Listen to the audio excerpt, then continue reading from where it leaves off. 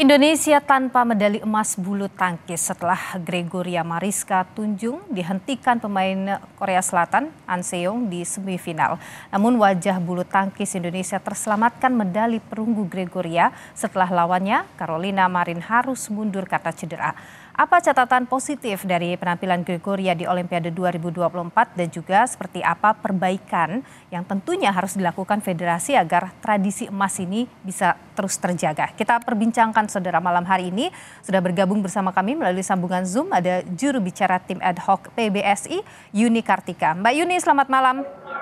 Selamat malam, Mbak. Ya, kita bersama-sama deg-degan tadi ya melihat pertandingan Gregoria melawan juara satu, ranking 1 dunia An Seong begitu.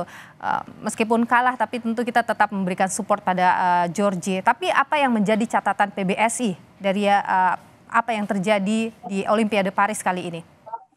Ya, kalau saya melihat sih khusus untuk tunggal putri, Georgie sudah memberikan perlawanan yang sangat maksimal. Kalau melihat secara unggulan, dia tuh unggulan ke 5-8. Artinya kalau secara unggulan itu pencapaiannya harusnya di quarter final. Tapi sudah bisa melewati babak semifinal dan bahkan bisa mendapatkan medali perunggu. Terlepas dari Marin tadi ya cedera dan tidak bisa melanjutkan permainan. Tapi kalau untuk sektor tunggal putri, saya merasa ya targetnya justru melebihi gitu ya dari ranking yang dipunyai.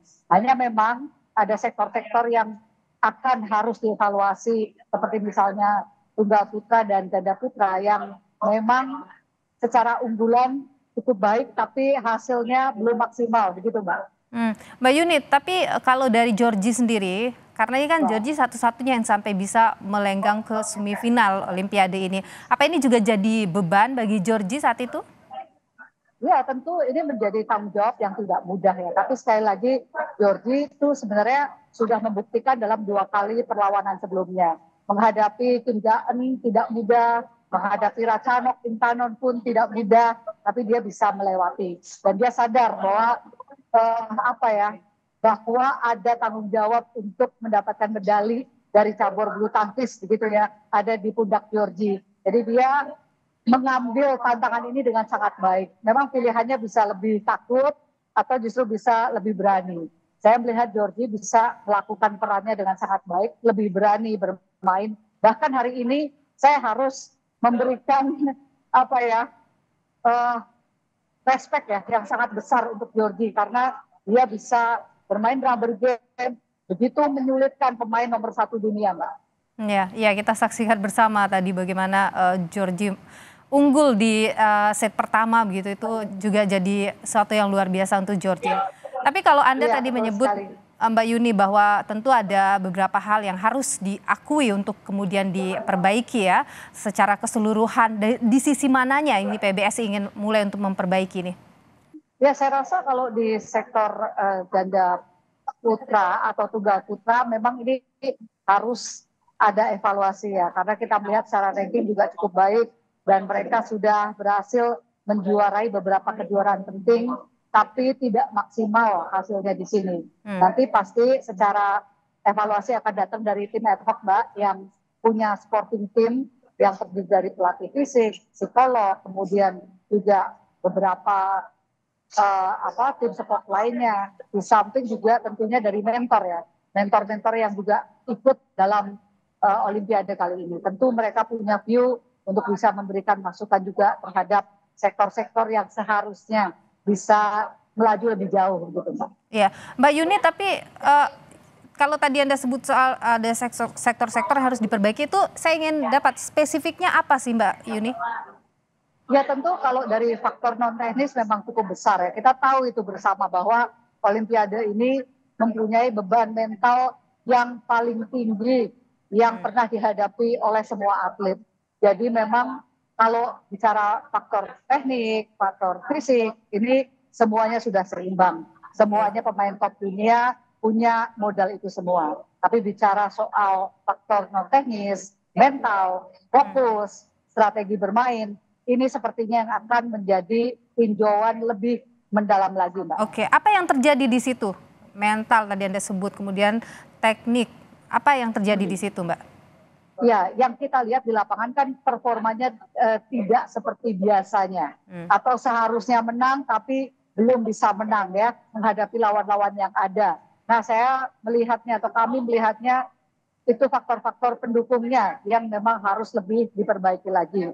Memang lawan tuh tampil lebih baik ya. Lawan-lawan dari Jojo, lawan-lawan dari Ginting, lawan-lawan dari Fajarian memang tampil lebih baik. Tapi kita perlu mempelajari untuk kemenangan-kemenangan ke depannya. Seperti itu, Mbak. Oke, ada juga pertanyaan yang muncul ya Mbak Yuni. Ini apakah memang hanya persoalan non teknis tadi, mental tadi, atau sebenarnya mungkin ada persoalan di internal PBSI misalnya?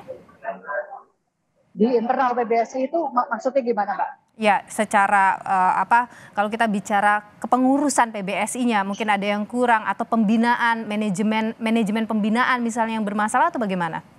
Apa itu? Ya kalau saya sih melihatnya enggak ya Mbak. Selama ini semua sudah berjalan baik. Terbukti sebelum Olimpiade pun ada gelar-gelar bergengsi yang bisa diraih.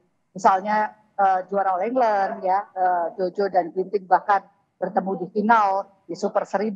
Tapi memang naik turun pemain ini itu memang tidak mudah untuk diprediksi. Tidak mudah juga untuk ditetapkan begitu ya. Dan pertemuan di dalam lapangan Olimpiade ini semua kemungkinan kembali Mbak bisa terjadi. Georgie yang non unggulan bisa merebut medali perunggu. Sebaliknya, Jojo yang unggulan ketiga belum berhasil mendapatkan medali. Ya kira-kira seperti itu sih Mbak. Pasti lika-liku perjalanan Olimpiade. Oke, dari mantan atlet juga menyoroti ya soal perhitungan jumlah turnamen. Ini juga disoroti, ini yang kemudian dianggap bahwa atletnya jadi tidak mencapai performa puncak saat Olimpiade. Bagaimana PBSI melihat itu? Iya, ini memang suatu hal yang cukup tricky. Karena gini Mbak, kalau kita tidak mengikuti turnamen tersebut, itu nanti akan kehilangan angka. Juga dalam perhitungan unggulan. Karena menjadi penting kita punya unggulan di Olimpiade daripada tidak menjadi unggulan.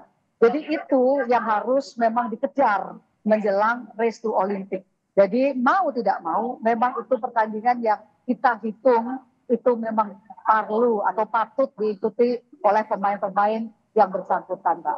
Hitung-hitungannya itu seputar unggulan dan seputar nanti rankingnya akan berada di mana menjelang Olimpiade. Seperti itu. Mbak Yani, kita juga kan bicara soal regenerasi ya. Kita tahu kalau di 4 tahun lagi Olimpiade yang 4 tahun mendatang ini banyak atlet kita sudah lebih dari 30 tahun usianya. Apa yang kemudian dipersiapkan oleh PBSI soal itu? Ya, kita sudah mempunyai layer-layer di bawahnya ya Mbak, yang sudah dipersiapkan di semua sektor yang ada. Tinggal kita menilai persaingan dengan negara lain seperti apa. Dan kita bisa melihatnya melalui kejuaraan dunia junior yang sebentar lagi akan berlangsung. Kemudian juga beberapa kejuaraan di bawah kejuaraan Super 1000 atau Super 750. Seperti itu Mbak. Oke. Mereka semua secara mental, fisik siap ya untuk proses regenerasi itu?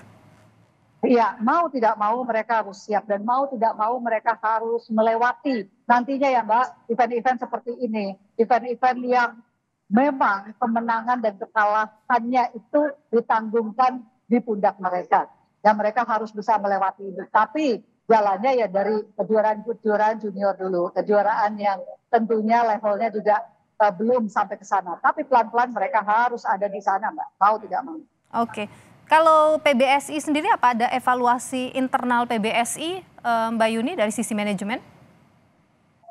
Seharusnya ya ada ya Mbak, tapi dengan dibentuknya tim ad hoc kemarin ini juga merupakan satu hal yang sangat positif ya. Karena kita melihat di tim ad hoc ini secara persiapan lebih fokus, secara tim juga lebih kecil. Dan tim supportingnya ini juga sangat siap ya untuk mendukung atlet-atlet yang ada di Olimpiade. Saya rasa kedepannya sudah akan dipersiapkan format seperti apa yang terbaik, bukan hanya untuk Olimpiade mendatang ya Mbak, tapi tentunya untuk kejuaraan-kejuaraan ke depan menjelang Olimpiade. Seperti itu. Seperti apa misalnya Mbak Yuni?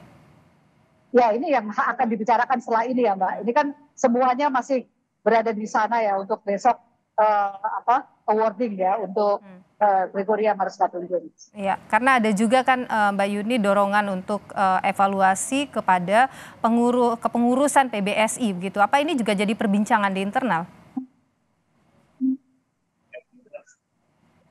Halo Mbak. Iya, Mbak Yuni, mungkin tadi terputus gitu. Banyak juga kan setelah kemarin atlet-atlet bulu tangkis kita berguguran di Olimpiade, kemudian muncul suara-suara bahwa kepengurusan PBSI ini juga harus dievaluasi. Apa ini juga jadi perbincangan? Iya, tentunya secara internal itu akan menjadi PR ya dari PBSI, dan ini kan juga momennya akan menjelang Munas ya Mbak, pemilihan kembali ketua ya. Jadi ini seharusnya nanti PBSI juga akan mengarah atau menentukan langkah-langkah terbaik yang akan seperti apa. Tapi kalau ditanya pasti akan ada perbaikan Mbak setelah hasil yang ini. Ya, itu tentu yang jadi harapan adalah evaluasi dari dalam dan kemudian mau menerima kalau misalnya ada yang harus diperbaiki. Begitu ya Mbak Yuni ya? Iya, betul sekali Mbak. Ya, baik. Terima kasih Mbak Yuni Kartika, juru bicara tim ad hoc PBSI, sudah berbagi informasi dan pandangan di Sapa Indonesia Malam.